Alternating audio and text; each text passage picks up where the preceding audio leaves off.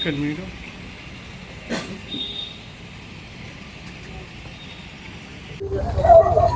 મારું નામ છે અનિલભાઈ દવે. દીવ સાધના કોલોની LIG 264 તથા LIG 108ના ઉપપ્રમુખ છું. અને આજ રોજ અમે આખી સોસાયટી અમારા મકાનો જે 1 વર્ષ પહેલાં ડિમોલેશન કરેલા છે એના માટેની રજૂઆત કરવા માટે આવેદનપત્ર દેવા માટે દિવ્યેશભાઈ પાસે તથા ત્યાંથી પૂનમબેન પાસે જવાના છીએ. આજે 1 વર્ષ થયા અમે કોર્પોરેટરથી માંડીને મુખ્યમંત્રી સુધીની રજૂઆતો કરેલી છે. અમને કોઈ પણ જાતના જવાબ મળતા નથી. ત્યાંના રહેવાસીઓ બધા તદ્દન ગરીબ માણસો છે, કોઈ ભાડા ભરી શકે એવી પરિસ્થિતિ નથી. એટલે હવે અમારી એક જ માગણી છેલ્લી છે કે કાં અમને ભાડું આપો અથવા વૈકલ્પિક કોઈ પણ જગ્યા અમને રહેવા માટે આપો, નકર અમારી પાસે હવે જીવવા માટે કોઈ આશરો રહ્યો નથી. અને આપઘાત કરવાના સીન અમારા આવી ગયા છે. અમારી પરિસ્થિતિ બહુ ગંભીર છે અને બહુ ખરાબ છે. એટલે હવે પછીના અમારા છેલ્લાના પહેલું આવેદનપત્ર છે. ત્યારબાદ અમે જ્વલંત કાર્યક્રમો કરવાની વિચારણા કરીએ છીએ, જેમ કે ઉપવાસ આંદોલન છે, રસ્તા રોકો આંદોલન છે, આવા અનેક કાર્યક્રમો આપવાના વિચાર કરી રહ્યા છીએ. તો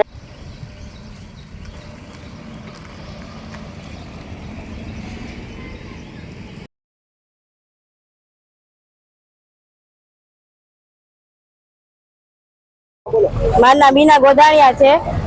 અમારું મકાન 24 કલાકમાં અમને ખાલી કરાવડાવ્યું અને અમે અત્યારે ભાડા ભરવામાં અત્યારે મજબૂર થઈ ગયા છીએ. અમારે અત્યારે કઈ મકાન મળતા નથી. અમે 5,000 રૂપિયા ખર્ચીને અમે ભાડું ભરીએ છીએ.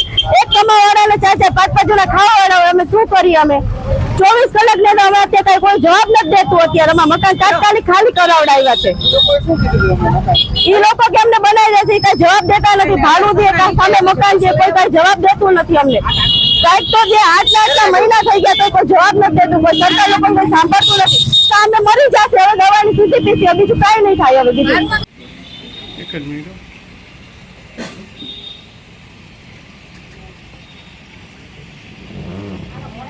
મારું નામ કૃષ્ણબેન ગોસ્વામી, LIG 264 અને 108માં અમે રહીએ છીએ અને હાઉસિંગ બોર્ડના મકાનો છે.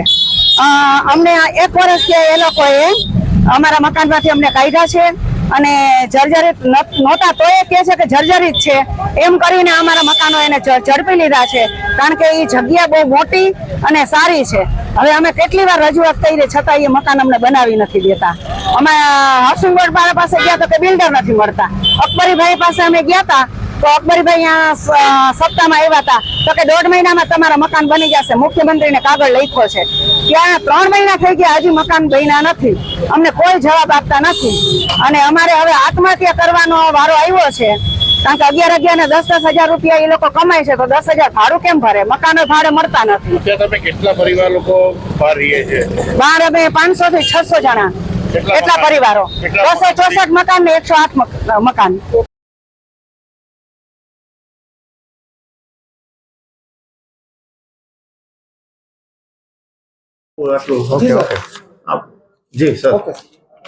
જામનગર મહાનગરપાલિકા દ્વારા જે જામનગર ખંભાળિયા હાઈવે પર 1404 આવાસ યોજના આવેલી છે, તેમાં અગાઉ જામનગર મહાનગરપાલિકા દ્વારા ગુજરાત સરકારશ્રીની રીડેવલપમેન્ટ પોલિસી અંતર્ગત PPP ધોરણે નવા EWS1 પ્રકારના આવાસો બનાવવા માટે મે 2024માં ટેન્ડર પ્રક્રિયા કરી અને પ્રયત્ન કરવામાં આવેલ. ત્યારે પણ એક પણ ઓફર ભાવ આવેલ નહીં. ત્યારબાદ જામનગર મહાનગરપાલિકા દ્વારા જૂન 24થી શરૂ કરીને જાન્યુઆરી 25 સુધીમાં જે FP 95માં જે તમામ 792 જર્જરિત આવાસો આવેલ છે એનું પાડતોડ પણ પૂર્ણ કરેલ છે.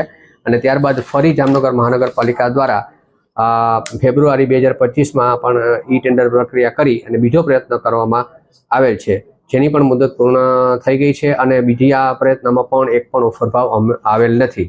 આથી હાલ હવે જામનગર મહાનગરપાલિકા દ્વારા ટૂંક સમયમાં ત્રીજા પ્રયત્નથી ટેન્ડર પ્રક્રિયા કરવામાં આવશે. સાથે સાથે ગુજરાત સરકારશ્રીની રીડેવલપમેન્ટ પોલિસીની પણ રિવાઇઝ નીતિ આવવાની શક્યતા જણાય છે અને પ્રધાનમંત્રી આવાસ યોજના 2.0ની ગાઈડલાઇન છે ગુજરાત સરકારની, તે પણ આવી રહેલ છે. તો એમાં જો કોઈ અન્ય વિકલ્પ જણાશે તો એ દિશામાં પણ વિચારી અને માનનીય કમિશનર શ્રી DN મોદી સાહેબ, માનનીય નાયબ કમિશનર શ્રી ઝાલા સાહેબ અને માનનીય સિટી એન્જિનિયર શ્રી ભાવેશભાઈ જાની શ્રીના માર્ગદર્શન હેઠળ એમની સૂચના અનુસાર ફરીથી આ નવા આવાસો ઝડપથી બને તે દિશામાં પ્રયત્નો હાથ ધરવામાં આવનાર છે.